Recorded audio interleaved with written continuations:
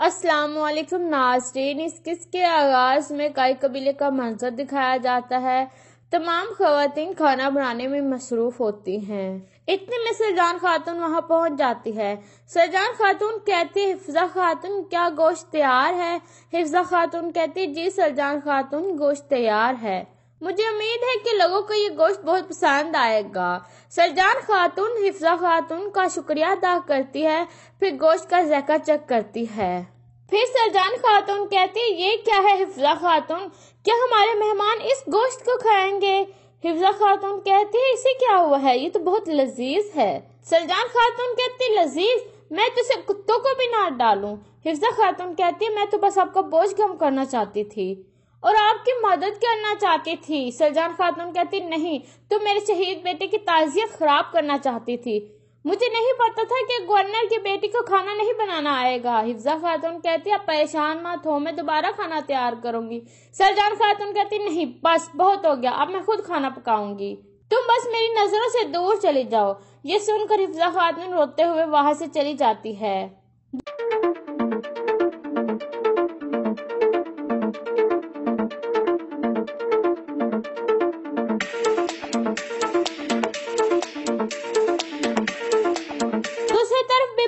علی جگ کے پاس پہنچ جاتا ہے اور کہتا ہے، مجھے یقین ہے کہ درگیوس بالکل سچ کہہ رہا ہے کمانڈر، اگر آپ نے ان کی بات سنی تو آپ کو پتہ چل جائے گا کہ خان کے اصل حکم کیا تھے۔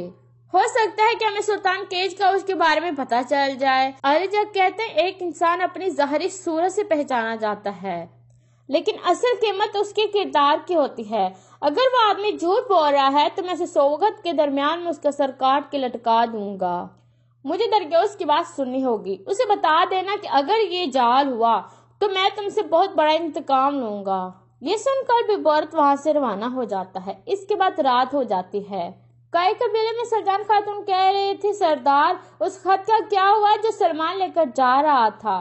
ارطغرل صاحب کہتے ہیں، سرجان خاتون اب پریشان مت ہو، وہ خط میں نے خفیہ طریقے سے اپنے بھائی تک پہنچا دیا ہے، انشاءاللہ وہ بہت جلد واپس آ جائیں گے۔ سرجان خاتون پوچھتی، اور الباستی کا کیا بنا؟ اس کے بارے میں کوئی نشان ملا؟ ارطغرل صاحب کہتے ہیں، اس الباستی نے اپنے آپ کو کہیں چھپایا ہے، لیکن آپ فکر مت کریں، وہ ایک نہ ایک دن ضرور غلطی کرے گا اور اس دن ہم اسے پکڑ لیں گے، پھر میں اس کے زہریلے سر کو کچل دوں گا۔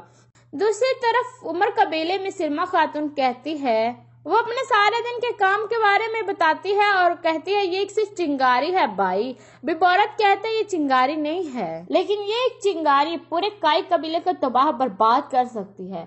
अगर तुमने हिफ्जा खातून के जहन में नाराजगी भर दी तो वो बामसी के जहन में भी नाराजगी भर देगी। अगर हम आर्थर और कमांडर बामसी के दरमियान इख्तलाफात पैदा करने में कामयाब हो गए तो पूरा काई कबीला हिल जाएगा। सिरमा खातून कहती है फिक्र मत करे, ये मैं आसानी से कर लूंगी भाई। जब हम उन्हें चीते की तरह काटेंगे तो उन्हें पता चल जाएगा कि हम कौन हैं। दूसरी तरफ काई कबीले में हिफ्जा खातून अपने खेमे में रो रही थी।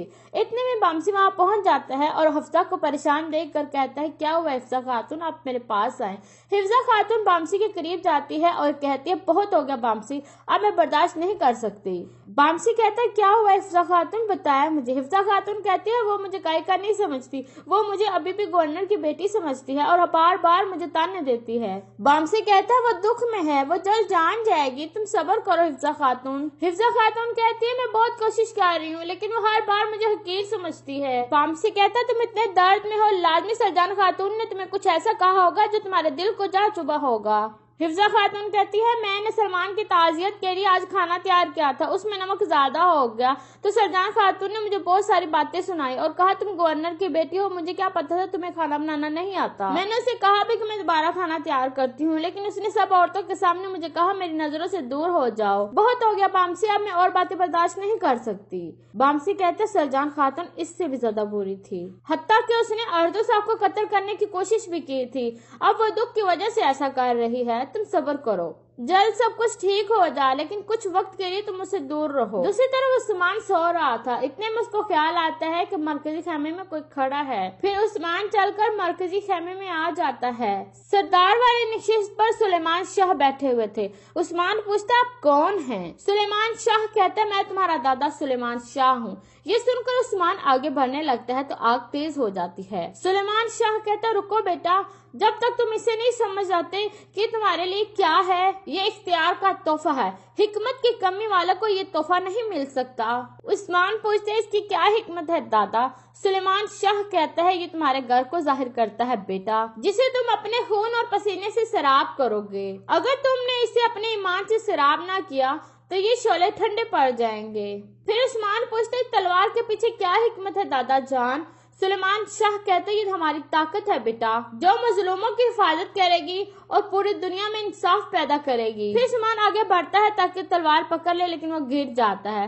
फिर सुलेमान शाह खड़े हो जाते हैं और कहते हैं अगर तुमने इनकी हिकमत को समझ लिया तो तुम्हें इख्तियार की जरूरत नहीं होगी। फिर उस्मान खड़ा हो जाता है और सरदार वाले नशिस्त को देखने लगता है। इतने में उसकी आंख खुल जाती है। फिर सलमान उठकर मरकजी खेमे में आ जाता है और अपने दादा की तलवार उठाकर कहता है ये हमारी हिकमत और हमारी उम्मीद है। फिर उस्मान सरदार वाले नशिस्त पर बैठ जाता है।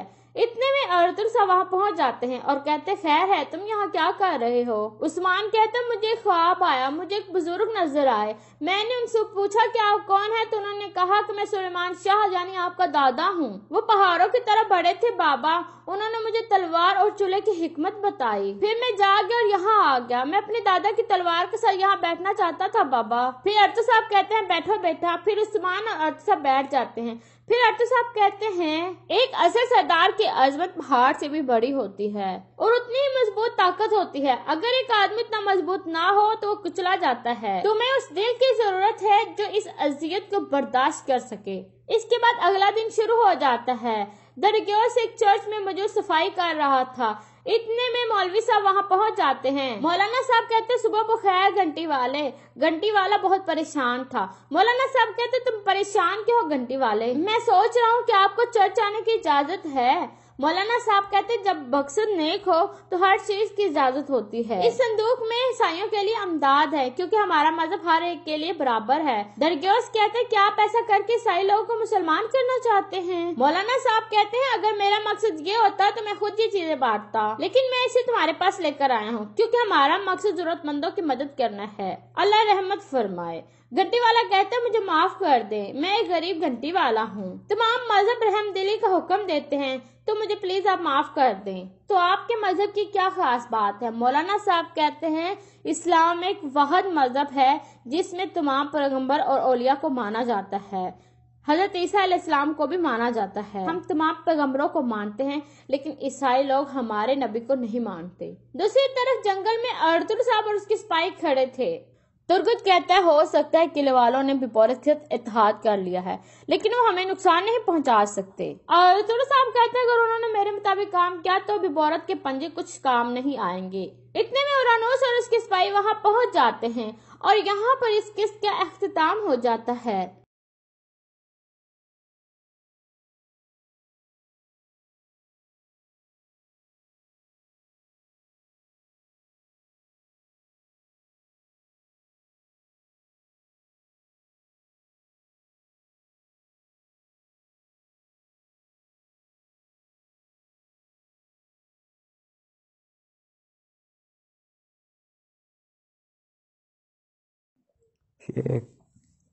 شیخ چلی کو ہو گیا ہوکا۔ شیخ چلی کھانے کا تو ہمیشہ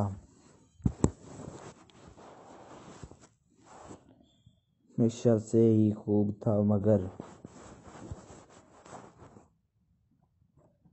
جب سے شادی ہوئی تھی ان کی لگتی ہوئی تھی کہ ہی تھا ہو گیا ہے۔ صبح اٹھتا تو کھانا، رات سونے لگتا تو کھانا، گھر جاتا تو کھانا، واپس آتا تو کھانا، بات کرتا تو کھانے کی اور باتیں سناتا تو وہ بھی کھانے کی۔ بیوی اور ماں دونوں ہی بہت پریشان تھی۔ ایک روز اماں نے اپنی بہن کے پاس دوسرے گاؤں گئی تھی۔ صبح 4 آدمیوں کے ناشتے کے برابر ناشتہ کرنے کے بعد ابھی دوپہر بھی نہ آئی تھی کہ چوتھی بار کھانے کی فرمائش کر دی۔ بیوی تو جلی بیٹھی تھی، صاف منہ کر منع کر دیا، مجھ سے نہیں پکا جاتا ہر وقت کھانا، شادی کے وقت سنا تھا بس اماں بیٹے 2 جانتے ہیں تو سوچا تھا چلو پکانے ریننے کی مصیبت نہ ہوگی، مگر اب اس سے تو کہیں بہتر تھا۔ 8-10 افراد کے گنبے میں بیاہ ہو جائے، چوتھی کام بھی نہ ہوتی جتنا تم اکیلے کا ہے۔ اب کھانا ہے تو خود ہی پکا لو، سوچ لو۔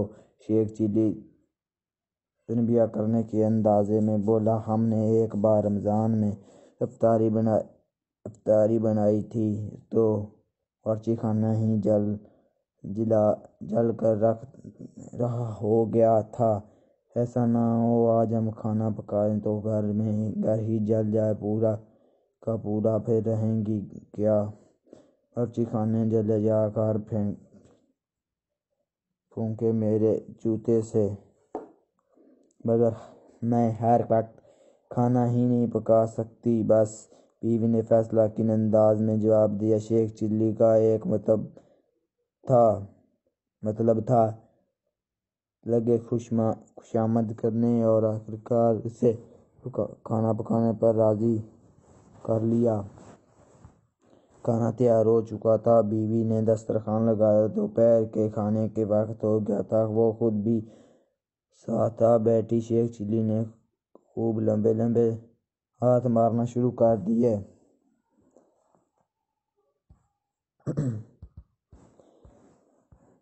کیسا پکایا ہے کھانا؟ بیوی نے اپنی تعریف سننے کے لیے پوچھا۔ بگبگوت بہت اچھا۔ شیخ چلی نے بڑے سا لقمہ منہ میں اٹھاتے ہوئے بولنے کی کوشش کی، مگر ایک گڑبڑ ہے۔ گڑبڑ وہ کیا؟ بیوی نے حیرانی سے پوچھا۔ پھر یعنی ہجوم بہت ہے، دسترخوان پر خطرہ ہے، پیٹ بھر کے نہیں کھا پاؤں گا۔ دسترخوان پر بیوی بدستور حیران تھی، ادھر ادھر دیکھتے ہوئے بولی، مگر دسترخوان پر تو بس ہم اور تم 2 ہی ہیں۔ ہاں یہی تو میرا مطلب ہے، کتنا اچھا ہوتا اگر دسترخوان پر بس میں اور یہ کھانا ہوتا بیوی کے تن بدن میں آگ لگ گئی، غصے سے بھری اٹھ کھڑی ہوئی۔ اچھا ہے، میں تمہیں بھیڑ اور ہجوم نظر آ رہی ہوں، میرے 2 لقمے کھانے سے تم بھوکے رہ جاؤ گے تو لو۔ میں چلی، پھر وہ اکیلے اپنا دوزخ، اور اب حرام ہے جو اس گھر کا ایک دانہ بھی کھاؤں۔ وہ پیر پٹکی وہاں سے چلی۔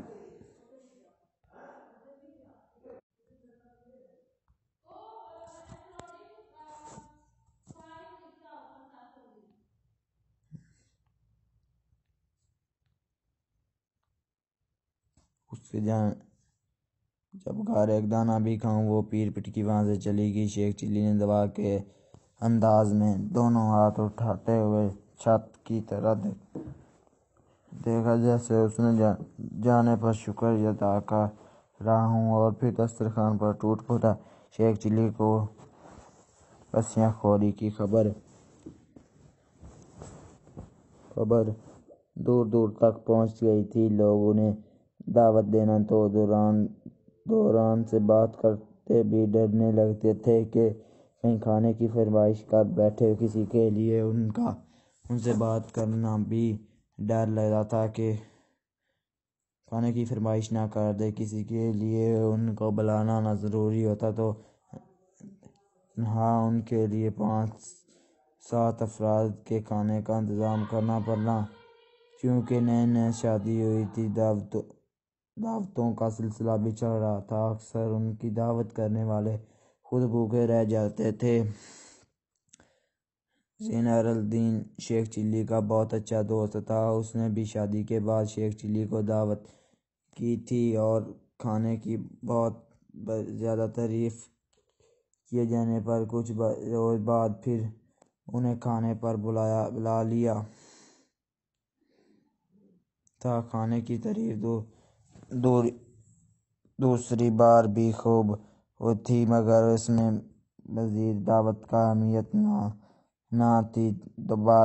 دونوں بار اس کے گھر والے اور خود اسے بھوکا سونا پڑتا تھا۔ شیخ چلی کو بڑا انتظام تھا کہ کب وہ ایک بار پھر انہیں دعوت پر بلائے، اور کب وہ اپنے دل بلکہ پیٹ کے ارمان نکال لے۔ اور جب طویل انتظام کے بعد بھی دعوت نہ ملی تو ایک روز وہ خود بلائی مہمان بن کر اس کے گھر جا دھمکا۔ زیردین نے دستک سن کر دروازہ کھولا تو شیخ چلی کو دیکھ کر اس کی جان ہی نکل گئی۔ خلق کا گھر میں بلایا اور علیک سلیک کے بعد آنے کا اسباب پوچھا۔ شیخ چلی بولے، بھائی تم نے تو ہمیں بھلا ہی دیا، عرصے سے صورت نہیں دکھائی، کب سے انتظار تھا کہ کھانے پر بلاؤ گے، مگر بس انتظار ہی کرتے رہے۔ ہم تو سوچا چلو خود ہی وہ آتے ہیں، آخر کو تمہارا گھر بھی خیر سے اپنا ہی گھر تو ہے۔ ہاں۔ انہوں نے اپنی بات پر خود ہی کہنے لگا۔ یہ زیردین کو غصہ تو بہت آیا، مگر صبر سے کام لیا۔ سوچا ان سے 2 ٹوک بات کر لینا ہی بہتر ہے، ورنہ مستقبل دردسر بن جائے گا۔ انہوں نے کہا، بھائی شیخ چلی، نہ میں تو تم کو بلایا نہ ہی تم کھانے پر بلانے میں مجھے کوئی پریشانی ہو، مگر بات کرو گے صاف، بری لگے تو بتا دینا۔ پچھلی دعوتوں میں تم نے کھانے کا جو حیرت انگیز مظاہرہ کیا تھا، اس کے بعد میری ہمت نہ ہوئی کہ پھر ایسا کوئی خطرہ میں مول لوں۔ قسم خدا کا، جیسے تم کھاتے ہوئے اسے تو کوئی مٹی میں کوئلہ بھی نہیں جھونکتا ہوا ایک نوالا خلق سے اترا نہیں کہ دوسرا بھی منہ میں اور تیسرا ہاتھ میں تیار اور یہ سلسلہ چلتا ہی تو رکنے کا نام ہی نہیں لیتا۔ شیخ چلی کو ایسی کھری کھری سننے کی امید نہ تھی۔ دوسری تو پہلے تو وہ خیر زدہ سے زیر الدین کے باتیں سنتا رہا، پھر ملا کر بولا، واہ میاں زیر الدین واہ، تم نے دو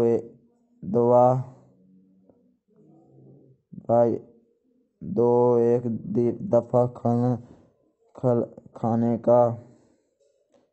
کا کھلا دیا، جیسے ہمارے ساتھ پشتوں پر احسان کر دیا۔ نہ کرتے ہو دعوت تو نہ کرو، بلکہ اب تم بلاؤ گے بھی تو میں آنے والا ہی نہیں، مگر یہ بات برداشت نہیں کر سکتا کہ تم کیا چاہتے تھے کہ ہم تمہاری یہاں دعوت میں ہی آتے تو ایک لقمہ کھا کر دوسری رکعت نماز پڑھتے، پھر دوسرا لقمہ لیتے۔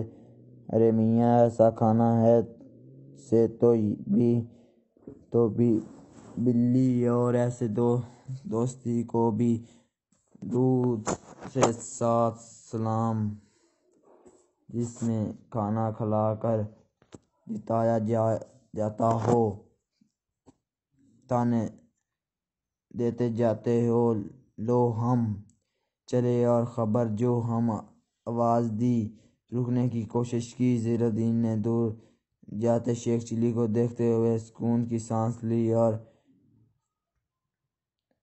توقع نہ تھی کہ یہ بلائی اتنی آسانی سے ٹل جائے۔ پھر شیخ چلی کو جس طرح اپنے آپ پر یہ بمباری لگی تھی، اس طرح خود بخود ٹھیک بھی ہوگی۔ ان کی اماں اور بیوی نے بھی اللہ تعالیٰ کا شکر ادا کیا۔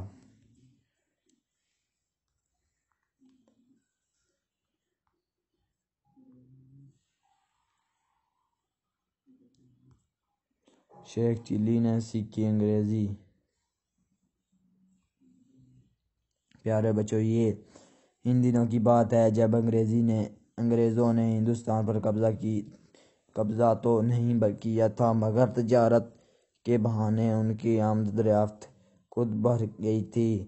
گورے چٹے سنہری بالوں نیلی آنکھوں والے انگریز شیخ چلی کو بہت اچھے لگتے تھے، خاص طور پر جب وہ کھٹ پٹ انگریزی بولتے تو یہ شوق سے انہیں تکتا رہتا۔ ایسے وقت ان کے دل میں خواہش ہوتی کہ کاش وہ بھی انگریزیوں کی زبان بولے اور سمجھ سکے اور ان سے بات چیت کر سکے۔ اتفاق سے انہی دنوں ان کی ملاقات ایک ایسے شخص سے ہوئی جو ایک انگریز تاجر کے گھر میں باورچی خانہ تھا اور ٹوٹی پھوٹی انگریزی بول اور سمجھ لیتا تھا۔ دراصل اس کی یہی خوبی شیخ چلی کو دلچسپی کا باعث بنی تھی، اور پھر وہ اس سے قریب ہوتے گئے، اس کی بہت عزت کرتے، خاطر مدارت میں کوئی کسر نہ چھوڑتے۔ ایک روز انہوں نے ایک شخص سے انگریزی سیکھنے کی خواہش ظاہر کی۔ پہلے تو وہ کرتا رہا، مگر شیخ چلی کو خوشامد کرنے پر رضامند ہو گیا اور ایک لفظ یس مطلب ہاں سکھا دیا۔ شیخ چلی پھولے نہ سمائے اور اترائے پھرتے تھے کہ انہوں نے آخرکار انگریزی سیکھ لی۔ اگلے روز بازار گئے تو تہیا کر کے نکل گئے، اب بات کریں گے تو بس انگریزی میں۔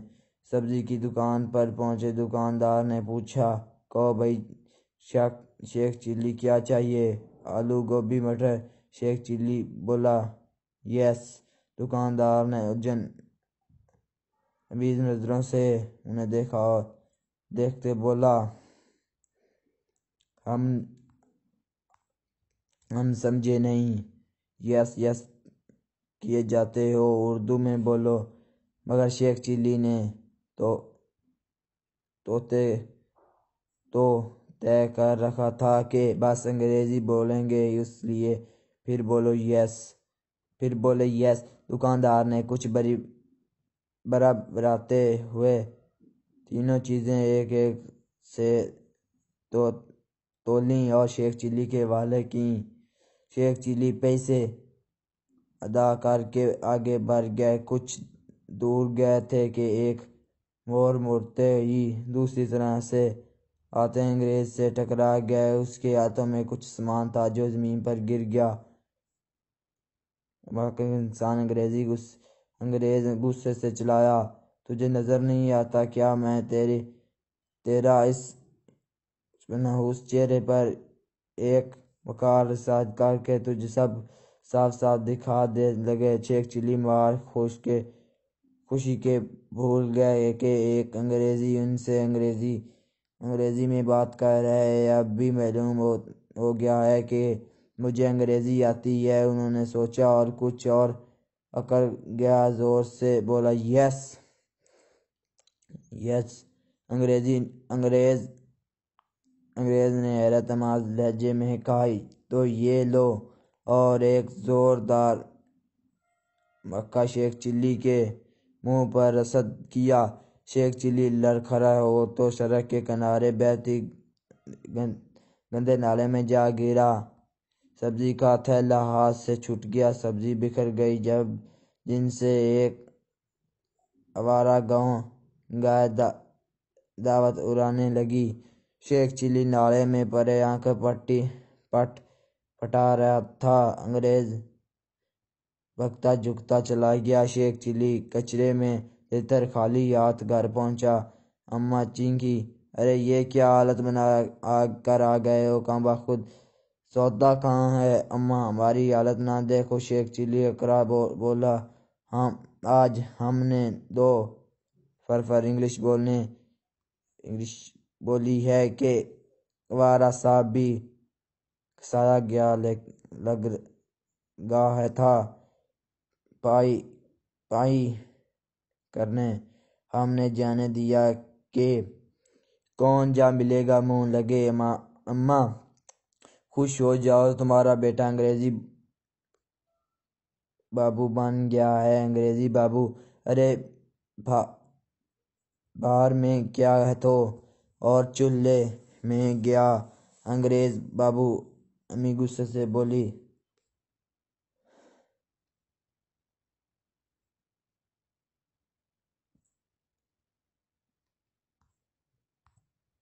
غارت کر آئے، اب انگریزی کھا کے پیٹ بھر لینا، میں اب کچھ نہیں پکانے والی۔ اگلے روز شیخ چلی اسی بارچی کے پاس پہنچا اور اپنا کارنامہ سنایا۔ بارچی نے انہیں ایک اور لفظ نو مطلب نہیں سکھا دیا۔ ایک دن شیخ چلی کہیں جا رہا تھا کہ اسے انگریزی سے سامنا ہو گیا جس نے کچھ دنوں پہلے اس کی درکش ملائی تھی۔ انگریزی ان کے قریب پہنچ کر بولا، خوب تم وہی ممکن ہو جس نے ایک روز میرے ہاتھ سے مار کھائی تھی۔ وہ مکہ تو تمہیں یاد ہوگا جس نے تمہیں سیدھا نالے میں پہنچا دیا، کیوں یاد ہے نا؟ انگریز اس کی آنکھوں میں آنکھیں ڈال مسکراہٹ والا انداز میں کہہ رہا تھا۔ شیخ چلی اس کی بات تو خاک نہ سمجھا، مسکراتے ہوئے بولا، نو۔ انگریزی نے غصے سے دہرایا، اس کا مطلب ہے تمہیں وہ مکہ یاد لانا پڑے گا۔ اتنا کہہ کر ایک روز دھماکہ شیخ چلی کے جھاڑ دیا۔ زوردار مکہ شیخ چلی کو جھاڑ دیا۔ وہ لڑکھڑا کر سڑک پر جا گرا، سر چکرا گیا، آنکھوں کے سامنے پھٹکنے سے اڑنے لگے، مگر وہ برداشت کر گئے۔ مسکراتے ہوئے اٹھے اور دھمکاتے قدموں پر چل گئے۔ انہیں خوش تھی کہ وہ انگریزی میں ماہر ہوتے جا رہا تھا۔ اگلے روز وہ پھر بارچی کے پاس گیا۔ اس نے انہیں ایک اور لفظ ایکسیلنس مطلب بہت عمدہ، بہت خوب سکھا دیا۔ بارچی کے پاس سے اٹھ کر گھر جا رہا تھا، راستے میں کسی کی آواز پر ان کے بڑھتے قدموں رک گئے۔ یہ ایک 10-11 برس کا لڑکا تھا۔ اس نے قریب آ کر کہا کہ سامنے والے ہوٹل میں ایک انگریز بیٹھا ہے جس نے انہیں وہاں بلوایا ہے۔ شیخ چلی ہوٹل پہنچے۔ سامنے والے انگریز بیٹھا تھا جو 2 مرتبہ اس کی خاطر تواضع کر چکا تھا، بہت غمزدہ نظر آ رہا تھا۔ شیخ چلی کے قریب پہنچا، اٹھ کھڑا ہوا اور انہیں گلے سے لگاتے ہوئے بولا، آؤ میرے بھائی، میں نے تمہیں ساتھ برا ظلم کیا، تم کو مارا، اللہ کو یہ بات پسند نہیں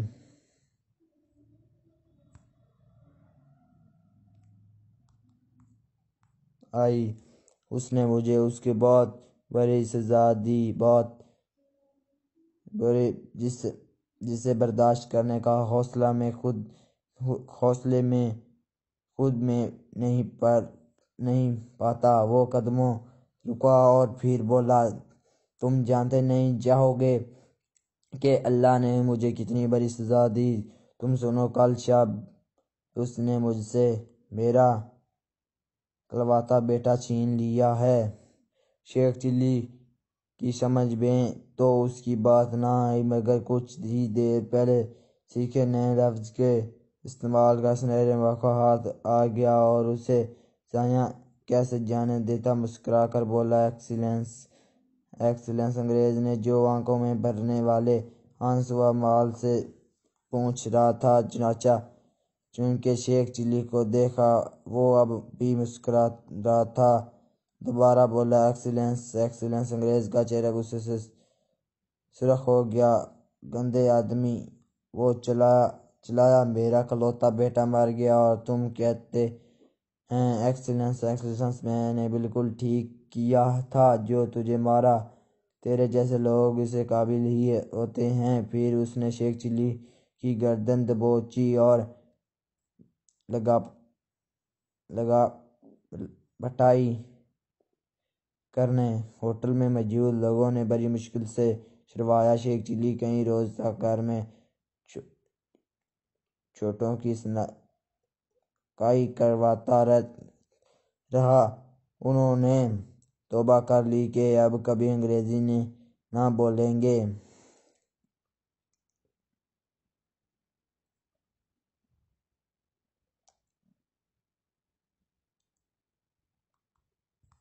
شیخ چلی نے روزہ رکھا۔ آج پہلا روزہ تھا۔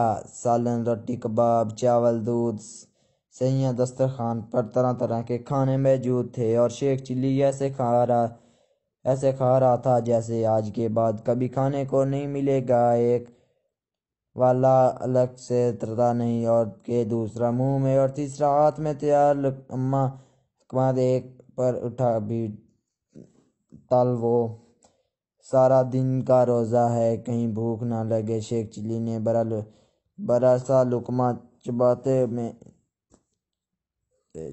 میں گو کرتے ہوئے کہا، اماں جو آدھی رات سے اٹھ کر اس کے لیے سحری کا سامان کرنے میں ہلاک ہو چکی تھی، غصے سے بولی، اب مجھے بھی 2-4 نوالے لے لینے دیں۔ تو اب تک جتنا کھا چکے ہو اس سے دن بھر تو کیا کسی بھلے آدمی کو مہینہ بھر بھوک نہیں لگے، ایسا روزے کا بھلا کیا فائدہ؟ اماں تم تو بس ناراض ہو جاتی ہو، چلو نہ پکاؤ پر اٹھو، مگر کھا کے شربت تو بنا دو نا۔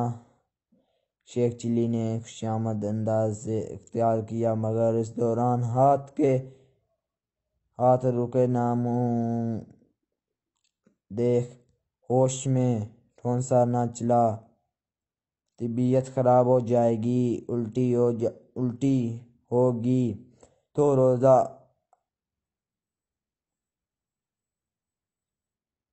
لگ جائے گا۔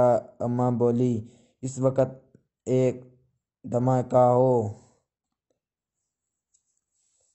ہوا، یہ لو گولا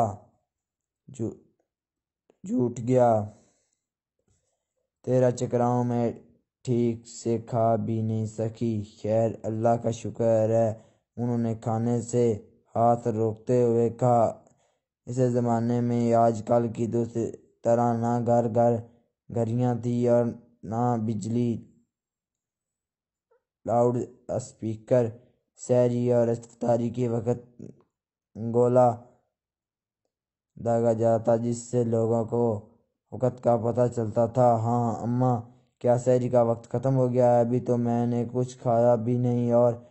اور وہ شربت؟ شیخ چلی پریشانی سے بولا۔ اے بیٹے، گولا چھوٹ گیا، اب وقت نہیں کھانے پینے کا، بس ہاتھ روک اور نیت کر، نہیں تو روزہ نہیں ہوگا۔ اماں تم نہیں جانتی یہ گولا چھوڑنے والا خود کھا پی چکا ہے تو بس گولا چھوڑ دیتا ہے۔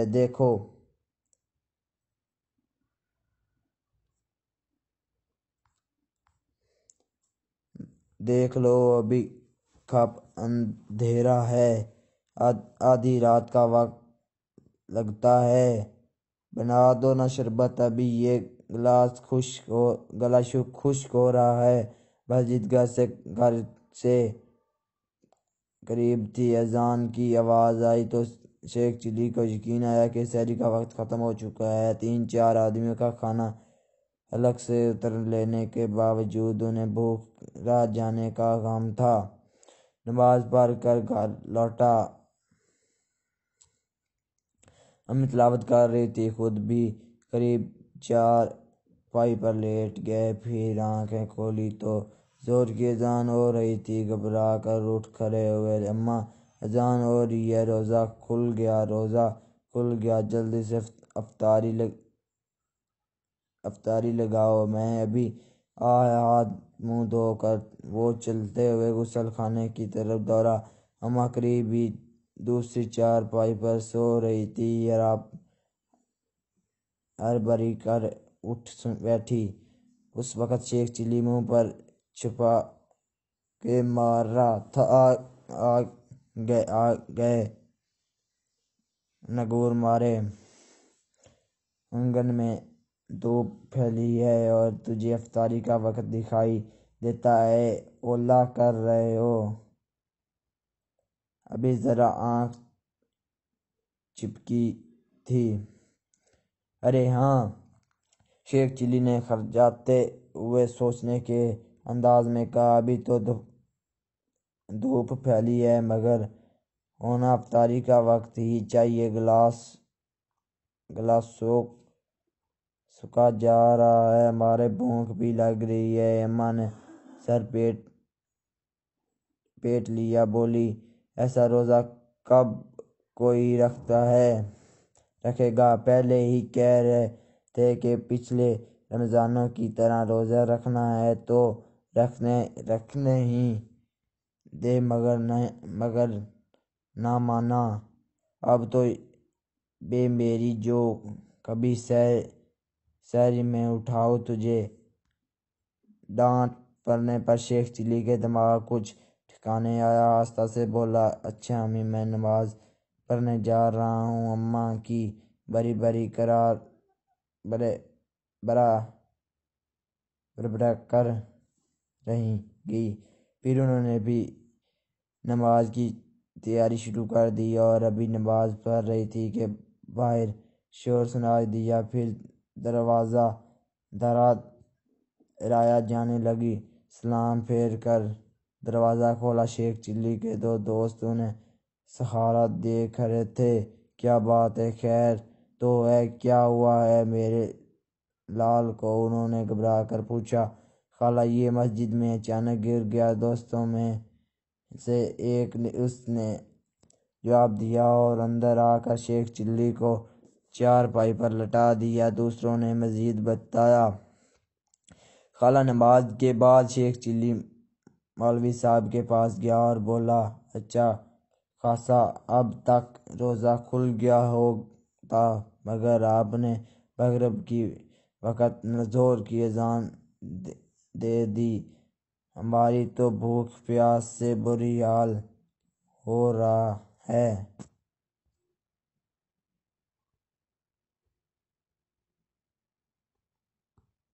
مولوی صاحب نے ڈانٹ کیا کہ ہمیشہ بے وقوفوں کی بات کرتے ہو، بھری دوپہر میں ایسے مغرب کا وقت دکھائی دیتا ہے۔ ارے میں ابھی تو مغرب میں پورے 6 گھنٹے ہیں۔ 6 گھنٹے مغرب یعنی روزہ کھولنے میں، شیخ چلی نے دمی آواز میں کہا اور بس چکرا کر گر گیا۔ اماں نے منہ پر چھینکیں مارے تون کی مالش کی۔ کچھ دیر بعد شیخ چلی نے آنکھ کھولی۔ پانی اماں پانی، انہوں نے کمزور آواز میں کہا۔ میرے لال روزہ ہے تیرا، کیسے دے دوں پانی؟ ہمت سے کام لے، اب تھوڑا ہی دیر کی بات ہے، پھر پانی کیا شربت دوں گی اپنے چاند کو۔